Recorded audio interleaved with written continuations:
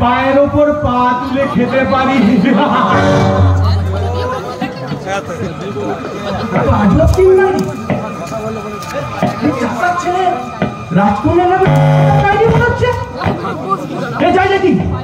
কিছু কায়দা করে ফায়দা তোলা যায় কিনা?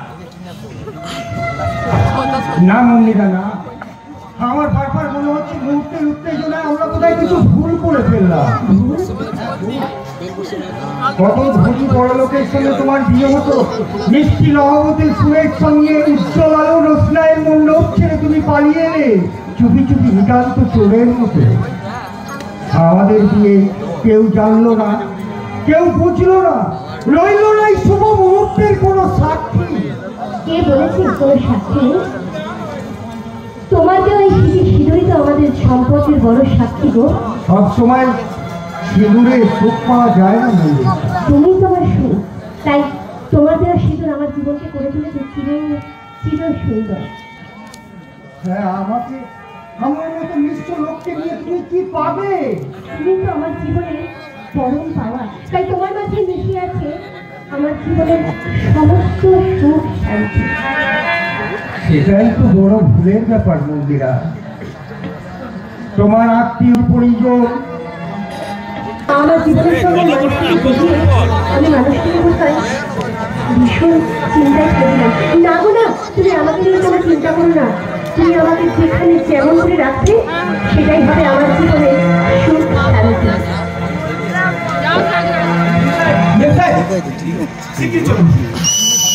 বাবুটা আরে কে আপনারা আপনি এরকম করে হাঁপাচ্ছেন কেন? তার কথাই আপনি বলতে এসেছেন। সব কথা বলার সময় নয় এখন দিদি। আপনার সঙ্গে যে বাবুটি ছিলেন উনি হঠাৎই মনের মাথায় গাড়ি চাপা পড়েছে।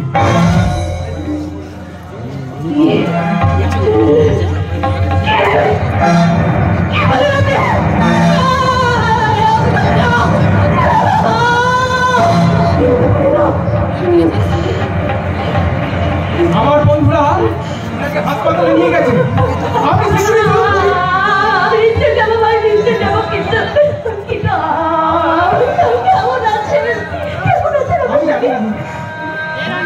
আমরা দেরি করবেন না, আমি শিগগিরই অবস্থা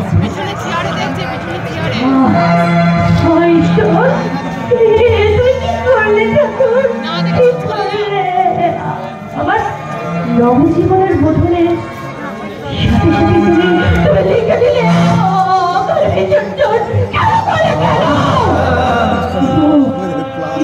আমি তোমার সুমন্ত চলে দিস। তার মানে দেখ এদিকে দেখ, দেখি এদিকে এক নবমেটা মেয়ে ছেলে দাদুকে সারপ্রাইজ দিতে হঠাৎ করে বিয়ে করে ফেলি নাকি?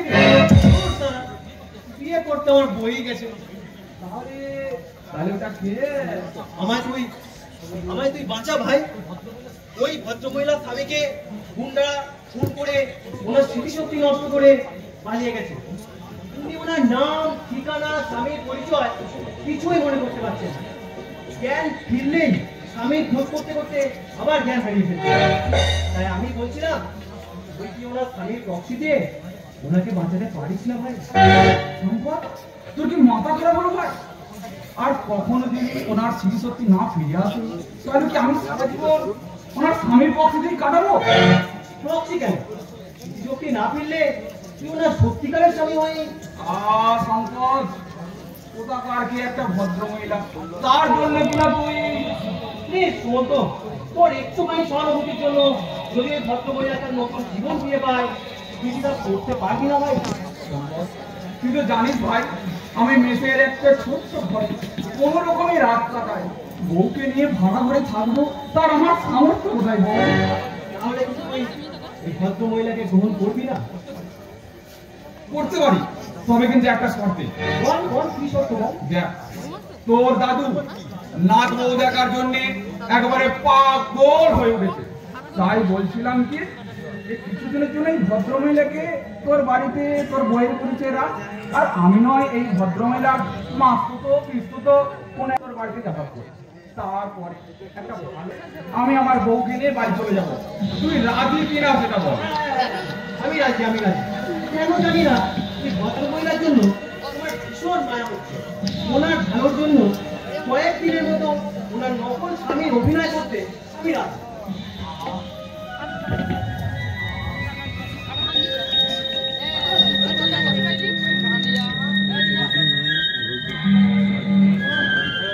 কোথায় কোথায় আমার ছবি? কোথায় আমার ছবি? কোথায়? বলো কোথায়? এই তো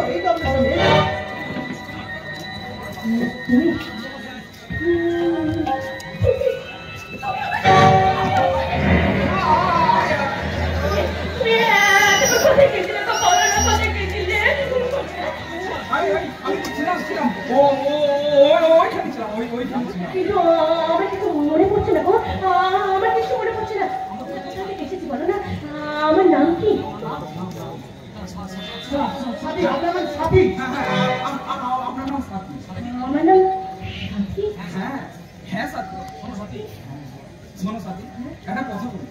আমি তো মেসের একটা ছোট্ট ঘরে রাত কাটাই, তোমাকে সেখানে নিয়ে যাওয়াটা ঠিক হবে না।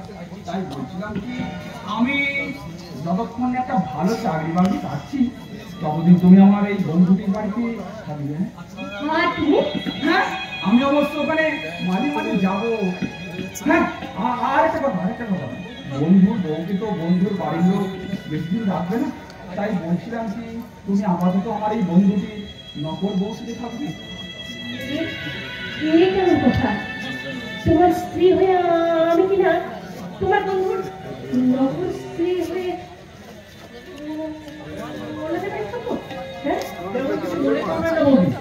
একটা বিশেষ পরিস্থিতিতে পড়ে আমরা এরকম সনাতনের সিদ্ধান্ত নিতে বাধ্য হয়েছি। শুধু আপনার ভালোর জন্য কিছুদিনের মতো আমার দাদুর সামনে আমার নকল স্ত্রীর অভিনয়টা করে চলুন প্লিজ।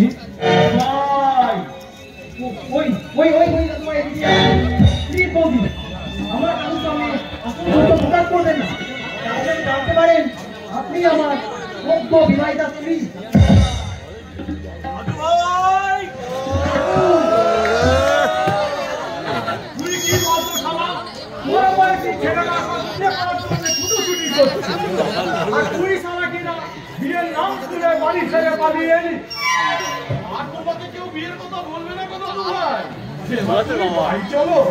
আর তোমাদেরকে বিয়ের কথা বলতে হবে না রঘুদা। এই দেখো, আমি বিয়ে করে এনেছি। তুই বিয়ে করেছিস? এমনি ডুবে ডুবে জল খাবার বলে তুমি বিয়ে করবে না বলে রাগ দেখিয়ে বাড়ি ছেড়ে চলে এলে। চুপ, তোর সঙ্গে আর কোনো কথা না। এবার সব মানে বলি পুরো ভদ্রা কার তোর নাম না দিয়ে না দাদু না, ও তো আমার মাস্তুতো বোন হয়, মাস্তুতো বোন হয়। তাহলে খোকা বাবুর জন্য আনা পোশাক আর ওই ফুলের মালা তুমি কেন পড়েছো? আমি বলছি রঘুদা, ওই ফুল টুলে আমার অ্যালার্জি আছে, তাই মালাটা পরি। আর মালাটা নষ্ট হবে কেন, তাই ওটা সুমন্তকে পরে দিই। তাহলে এই নতুন ধুতি পাঞ্জাবি না পরে তুই এই পুরনো ময়লা পোশাকটা পরেছিস কেন শুনে? তুমি কি বলতো দাদু, ফুল সজ্জার ঘরে এসব ভালো পোশাক পরে এলে নোংরা হয়ে যাবে না? নোংরা? তাহলে তো রান্নার সঙ্গে ফুল সজ্জার ঘরে তোকে গামছা পরে যেতে হয় রে। ঠিক বলেছেন কত।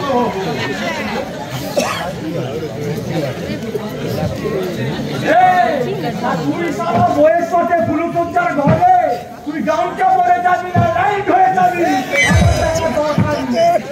দাদু দাদু, আমার কিন্তু ভীষণ লজ্জা করছে। লজ্জা? আজকে তোর সব লজ্জা আমার এই নাতিটা ভেঙে দেবে। চলো হে মস্ত তো দাদা, এবার এদেরকে এদের কাজ করতে দিয়ে তুমি আমার সঙ্গে পাশের ঘরে চলো। না না না না, আমি এখানে থাকবো। তুমি এখানে থাকবে গিয়ে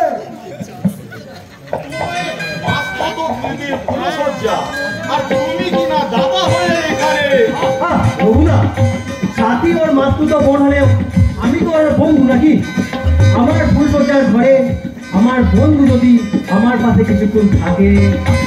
তুই কাম সারা নানবো, তুই বলতো তোদের এই ভালোবাসার কাবাবের মাঝে ওই সারা যদি হাতটি হয়ে থাকে তাহলে তোর কোনো আপত্তি নেই তো? না না, আপত্তি থাকবে কেন? থাক না।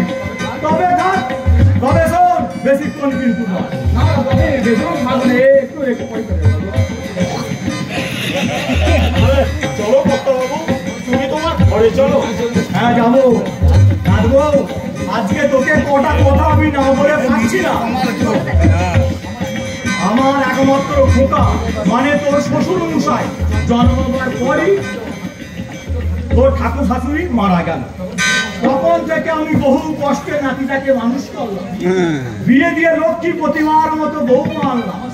আমার সংসার আলো করে নাতিটা জন্মগ্রহণ করছে। হাসিতে খুশিতে আনন্দে আমার ভরে উঠল মরা সংসার। এই আনন্দের দিনই হঠাৎ একদিন, তখন এই খোকা বাবুর বয়স 7 বছর।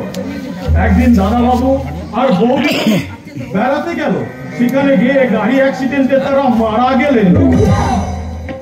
সেই তখন থেকে বহু কষ্টে আমি এই নাতিটাকে মানুষ করলাম। জানি না কি কারণে ও বিয়ে করতে রাজি হচ্ছিল না। আজও তোকে বিয়ে করে এনে আমার সব দুঃখ কষ্ট ম্লান করে দিয়েছে নাড়বো। নাতিটা আমার বড্ড একরোখা নাড়বো। জীবনে কখনো মা বাবার স্নেহ ভালোবাসা পাইনি, তাই তোর কাছে আমার একটাই অনুরোধ নাড়বো, আমার জন্য তোকে কিছু করতে হবে না। তুই আমার এই নাতিটার অন্ধকার জীবনে একটু সুখের আলো এনে দিস নাড়বো, একটু সুখের আলো এনে দিস। দেখো দেখি আজকে এমন সময় এই মানুষটা কিনা এই জন্যই ওই মানুষটার উপর আমার ভীষণ রাগ হয়, ভীষণ রাগ হয়। কিছু মনে করবেন না বন্ধু, আসলে তাদের একটু বেশি সেন্টিমেন্ট। এভাবে আপনি দাদুকে কষ্ট দিচ্ছেন কেন? বিয়েটা তো কি করে নিলেই পারেন। আচ্ছা আপনি আপনি কি বলতো, আজ আপনাদের কোথায় ফুলসজ্জা, আজকে রাতটা আপনারা ফুললি এনজয় করবেন, তা নয় এসব বাজে কথা বলে সময় নষ্ট করছেন। এই ইডিয়েট, শোন শোন, নতুন বইয়ের দিক থেকে মুখ ফিরে থাকলে কি চলবে? ভাই আমাকে আজকে আমাকে নিজেকে বড় অপরাধী মনে হচ্ছে, যেন মনে হচ্ছে যেটা তোর পাওয়ার উচিত ছিল আমি সেটা তোর করে কেড়ে নিচ্ছি। আমার কোনো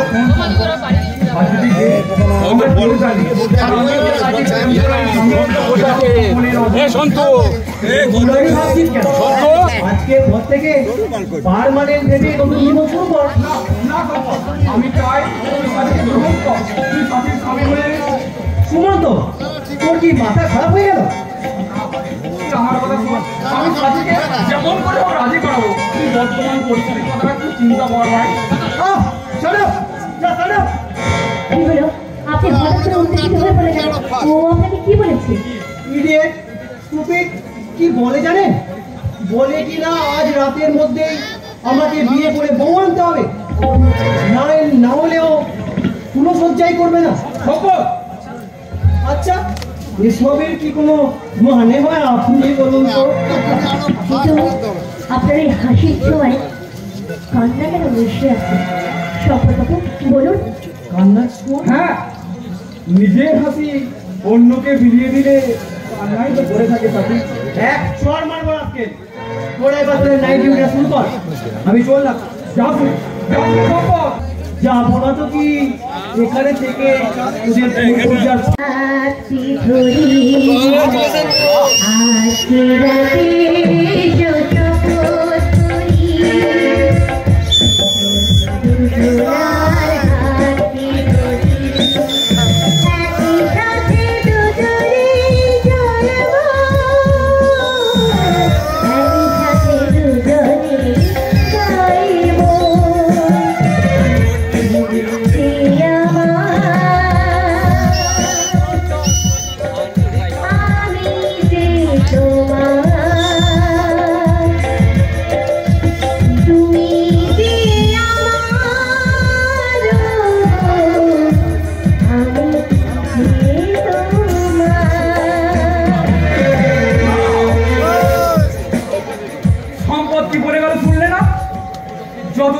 বিয়ে করে বউ আনছে ততদিন আমাদের কোনো ভুল করতে হবে না, এটাই আমার কঠোর প্রতিজ্ঞা।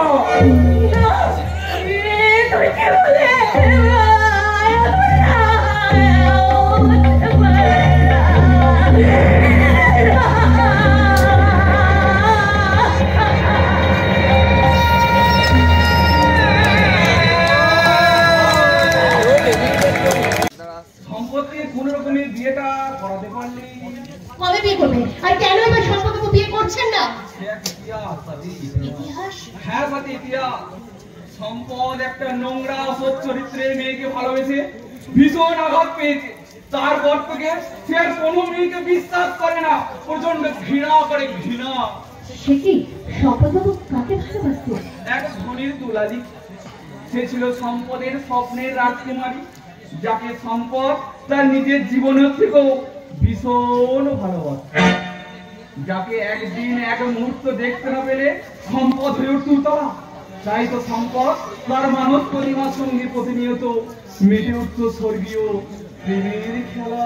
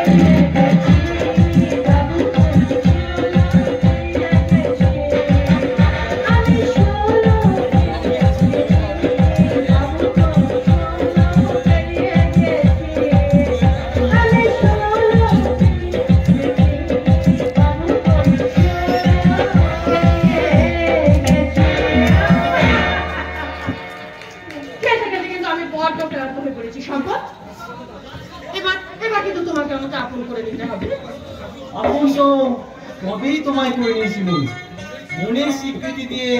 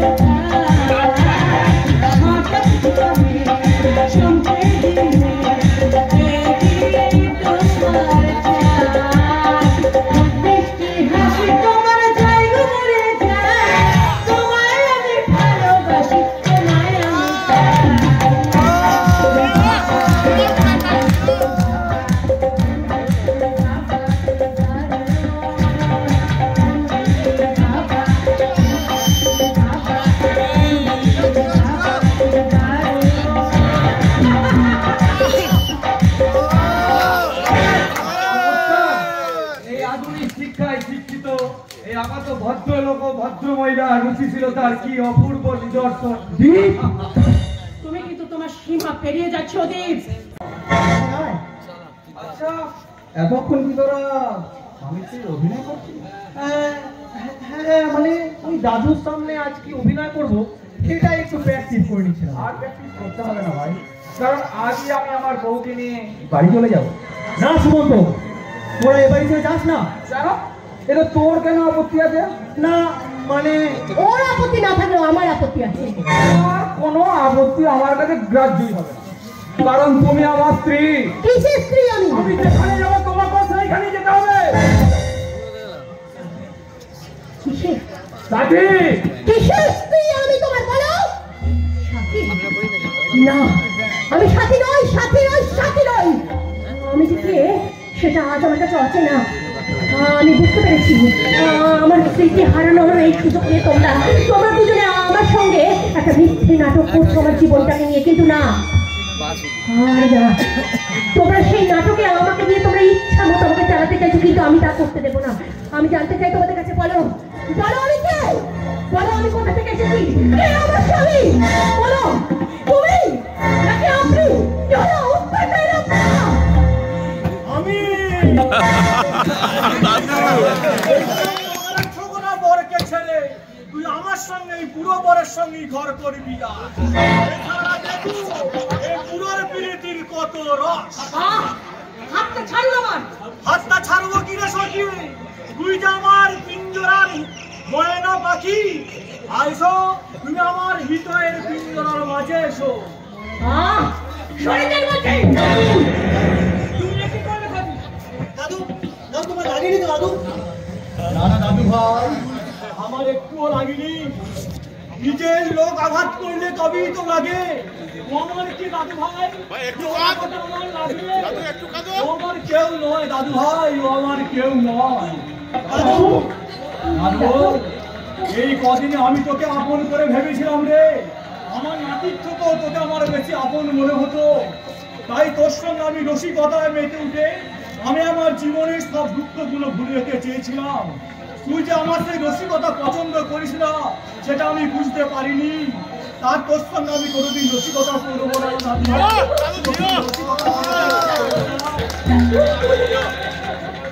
দাদু। চমৎকার নতুন বউ, চমৎকার। এই বুড়ো মানুষটার স্নেহ ভালোবাসার কি সুন্দর প্রতিদান তুমি দিলে রঘুনাথ। এই মানুষটা যে অকালে নিজের স্ত্রী ছেলে বউকে হারিয়ে কান্নার পাহাড় জমিয়ে বুঝিয়ে বসে আছে গো নতুন বউ। আর তুমি কিনা সেই হাসিটা তুমি ওর কেড়ে নিলে। রঘু থাকবে কেন? নতুন বউ তোমাকে পছন্দ না করলেও তুমি যে তাকে কতটা ভালোবাসো সেটাও তো বুঝতে দাও। এই না নতুন বউ, এই না, তুমি নিজের চোখে দেখো।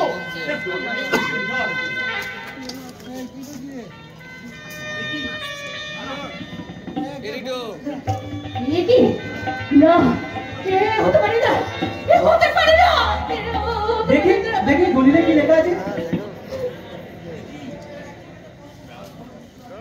কি দাদু যে তার সমস্ত স্থাবর অস্থাবর সম্পত্তি সাথীর নামে উনি। না তুমি কি করেছো দাদু? কেন দাদু ভাই, আমি কি কোনো ভুল করেছি? হ্যাঁ দাদু, তুমি ভুল করেছো। বাবু, কারণ কারণ ও আমার স্ত্রী নয়। দাদু ভাই, কি বললি তুই? ও আমার দাদু বউ নয়, ও তোর স্ত্রী নয়। না দাদু না।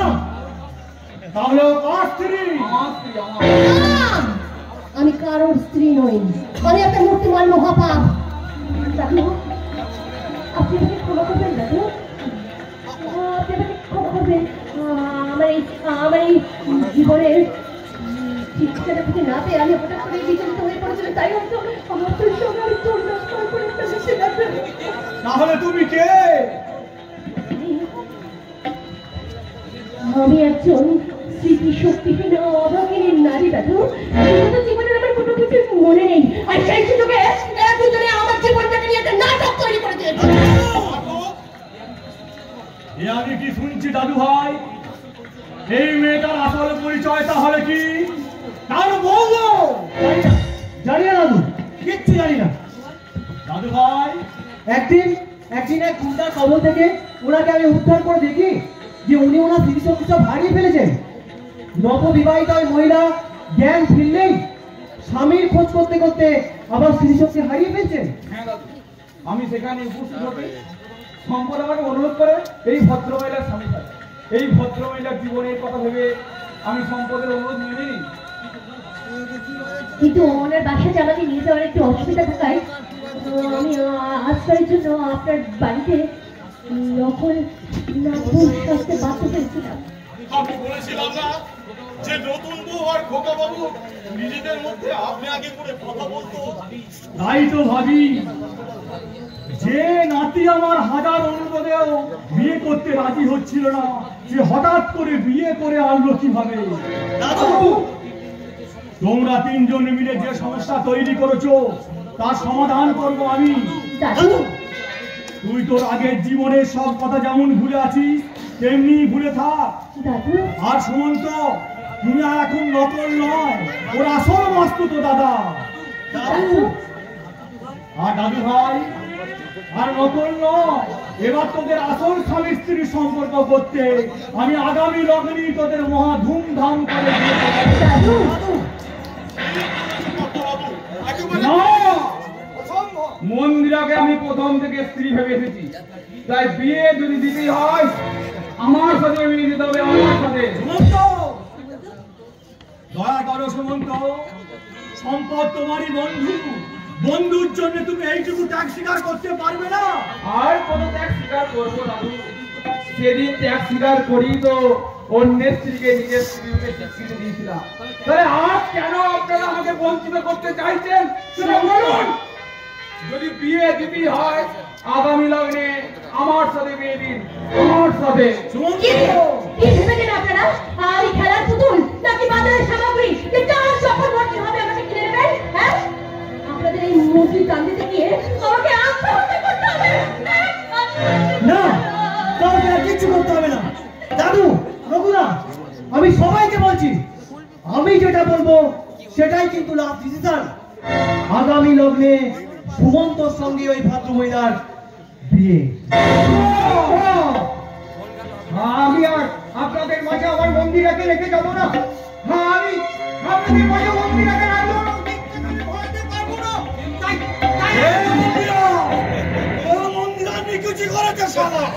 আমার বাড়িতে আমারই হবু নাট বয়ে হাত ধরে টানা টানি।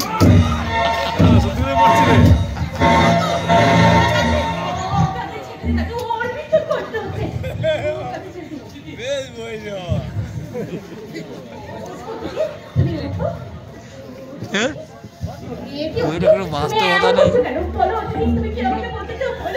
তুমি আমার সঙ্গে যাবে না মন্দিরা?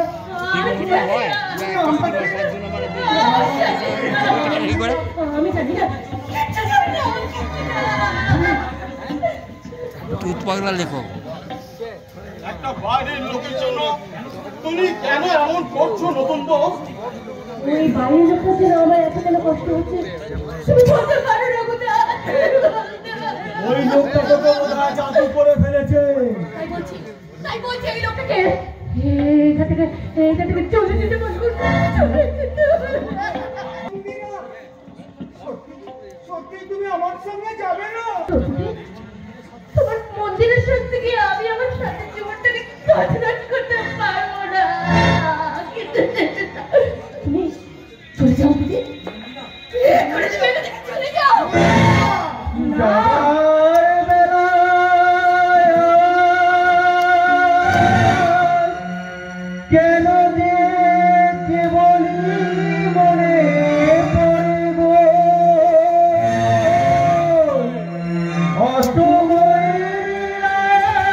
বিবেক গান গাইছে, বিবেকটা তুমি গলে বেরোবে নাকি গানে?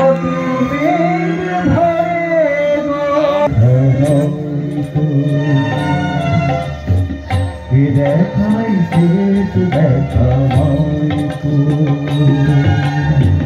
দেখাইছে দেখা না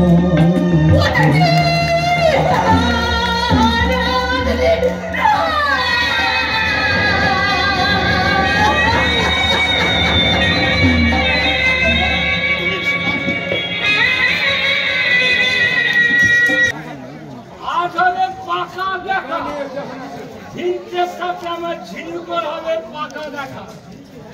ঝিনুকে হবে আমার একমাত্র ছেলের বউ।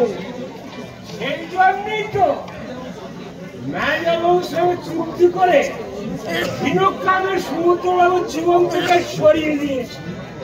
এবার একটা ভালো দিন দেখে আমি আমার ঝিনুকের সাথে ঝিনুকের বিয়ে দেব। তার আগে আমি তোমার শ্রাদ্ধ করবো। তাই করিস বাপ, তাই করিস, বেশ ভালো করে চকচমক করে করিস। ওই দিন আমি কিন্তু ট্রেনে করে মালা খাবো। পিন্ডি খাবে, পিন্ডি। তাই খাবো বাবা, তাই খাবো। আমি পিন্ডি সে তো মরার পরে খায়। এই ব্যবস্থায় কাজ করতে এসেছি। ছি ছি ছি, তোর বোধ আজ একটু বড্ড নেশা হয়ে গেছে। না, আমি আর নেশা করি না। মদের নেশায় দিক বিদিক জ্ঞান হারিয়ে তুমি আর ঝিনুক সমুদ্র বাবুর যা ক্ষতি করেছো, তাতে নেশা করতে আমার ঘেন্না হয়। কেন তুমি টাকার মদের লোভে সমুদ্র বাবু এত বড় সর্বনাশ করলে? বলো, কেন বললে?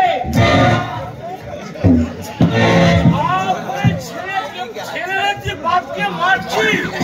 হ্যাঁ, মারছি। এই দৃশ্য দেখে সারা সমাজ আমাকে ধিক্কার দিল। আমি বলবো, মদের নেশায় বিবেক বুদ্ধি হারানো লোক, সে আমার বাপ হোক আর সেই হোক, তার এমন শাস্তি হয় উচিত।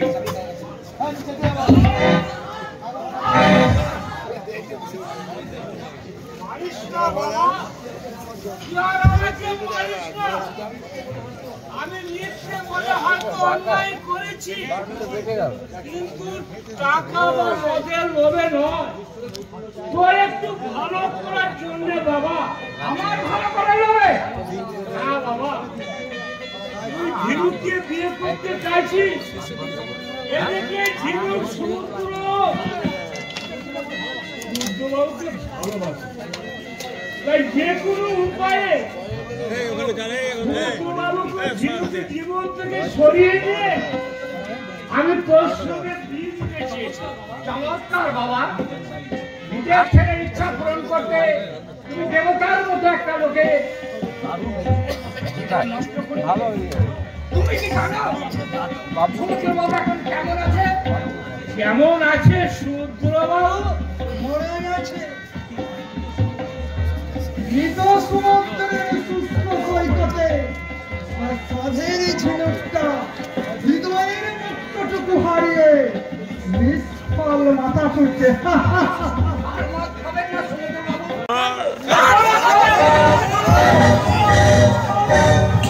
আপদটা বেঁধে হয়েছে, ভালো হয়েছে।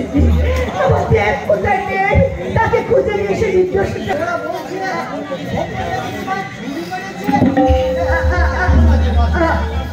আমি ঠিক আছে, আজ আমরা যে সবচেয়ে বড় ভুল করে ফেলেছি গো। বন্ধুকে বিক্রি করে এসে হারিয়ে ফেলেছিল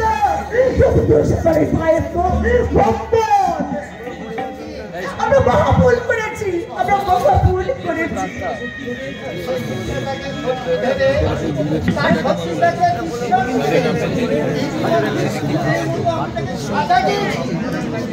আমরা ভুল করেছি, জানো, মহা ভুল করেছি। আমি আমার নিজের রক্তকে চিনতে পারিনি, নিতান্ত নির্বোধের মতো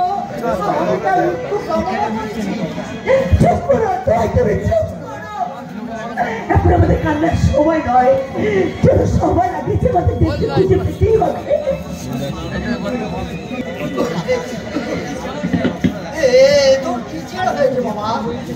তো মরে গেছে বাবা।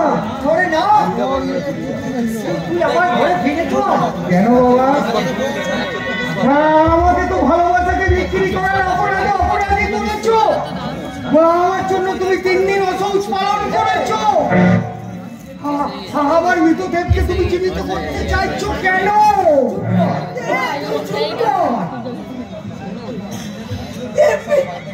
অত তোর বাবা মরে কথা ছিল না রে বাবা। তুই আমাদের সাথে ফিরে চল বাবা। তুই ফিরে না গেলে আমার দিব্যি জন্য সহজে মুক্তি দেবে না। কার বিয়ে খোকা বাবু? কোথাকার কে বন্ধু? তার সুখের জন্য তুমি নিজের সুখটা বলে দিচ্ছ কেন? নিজের চোখটাকে পরিমাণে সত্যি করে বলতো দাদু ভাই, ওই নকল স্বামীর অভিনয় করতে করতে তুই কি মেয়েটাকে একটু ভালোবাসতে পারিসনি? দাদু বলো খোকা বাবু, তুমি কি সত্যি মেয়েটাকে একটু ভালোবাসতে পারোনি? সাথীর মতন মেয়েকে ভালো না বেশি কি থাকা যায় রঘুদা? কিন্তু সুমন্ত যে ওদিকে সাথীকে ভালোবাসে,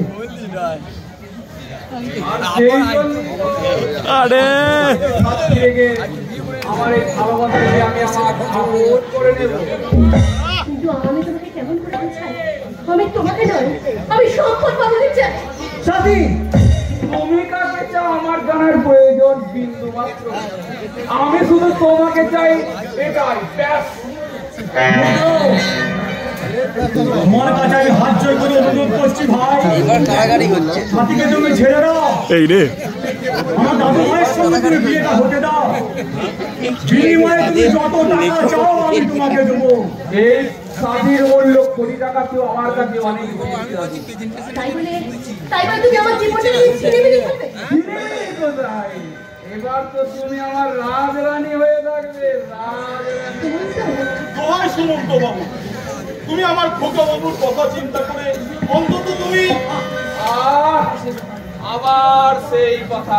আচ্ছা সম্পদ সম্বন্ধে আমি কি বলতে ভাই, এই যে লোক এখন একটা বিয়ের অনুষ্ঠান করেছি, আবার আমাকে নিমন্ত্রণ করেছি, আমাকে অপমান করেছে না রে, তোর মনে যদি এই ছিল যে তুই সাদিকে নিয়ে না না রে সুমন্ত, তুই বিশ্বাস কর ভাই, আমি এমন কথা কখনো ভাবিনি। দাদু রঘুদা আমার দিদি, তোমরা আজ আর একটাও বাজে কথা বলবে না। দাদু ভাই এসো এসো, আমরা ওদের বিয়েটা সবাই মিলে এনজয় করি, এনজয়। দাদু ভাই মানে বলছি কি এবার তাহলে আমরা মাওটা ছেড়ে নাকি? ভাই এদিকে আইতো ভাই।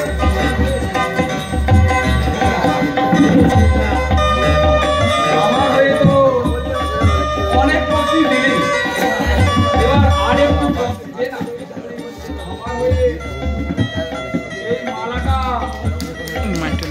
গলায় জড়িয়ে দে। সুমন্ত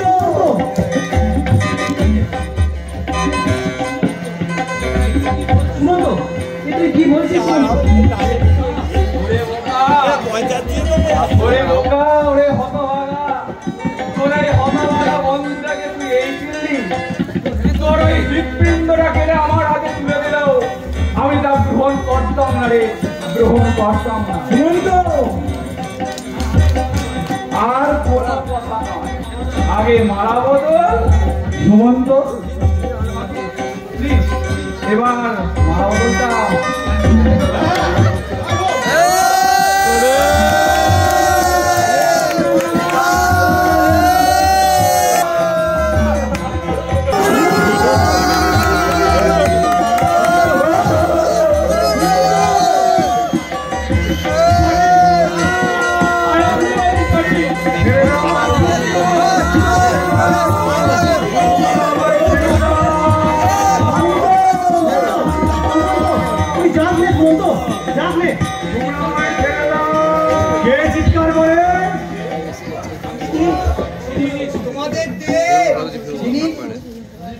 ওদের কাছ থেকে আমি খাবারটা চিনি।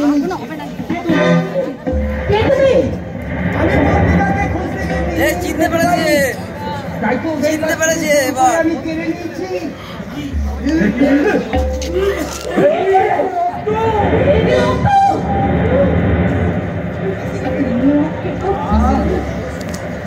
সুন্দর লাগছে আমার নতুন করে বাঁচতে ইচ্ছা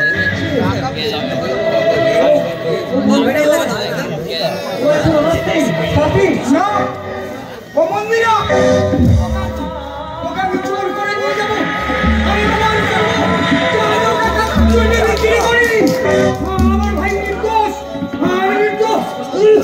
চলো বন্ধুরা, তুমি আমার সঙ্গে চলো।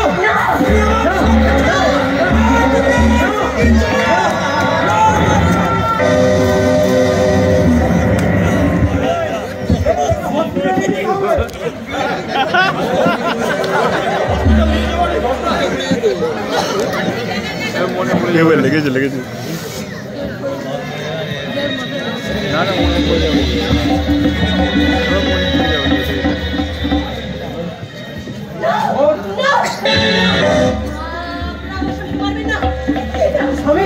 মেমোরি ফিরে এসেছে ভাই।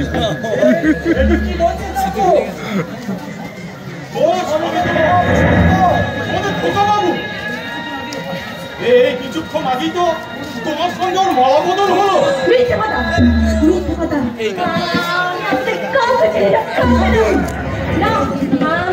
আমি বলছি না, সবাইকে বলে দাও না। আমাদের সাথী তার স্মৃতিশক্তি ফিরে পেয়ে সে আজ মন্দিরা নাম দাদু জিও। হ্যাঁ আমি নই, এই বাবুই তোমার স্বামী। হ্যাঁ আমি এক সর্বহারা যাযাবর।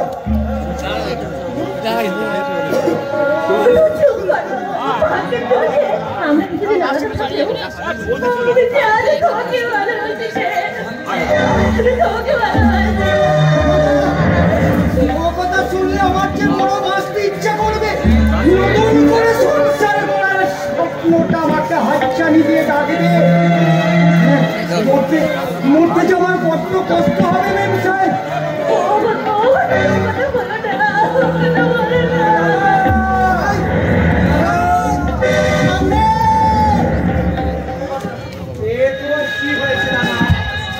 আমার যাওয়ার সময় হয়েছে রে ভাই।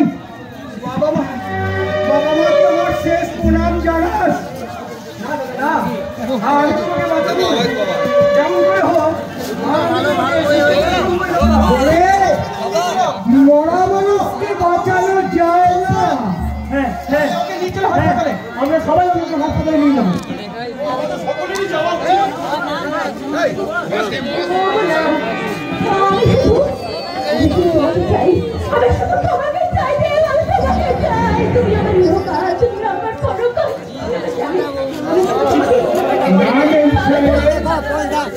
ভালোবেসে ভিখারি হলাম আমি, তুমি আজ রাজরানী হয়তো এ জীবনে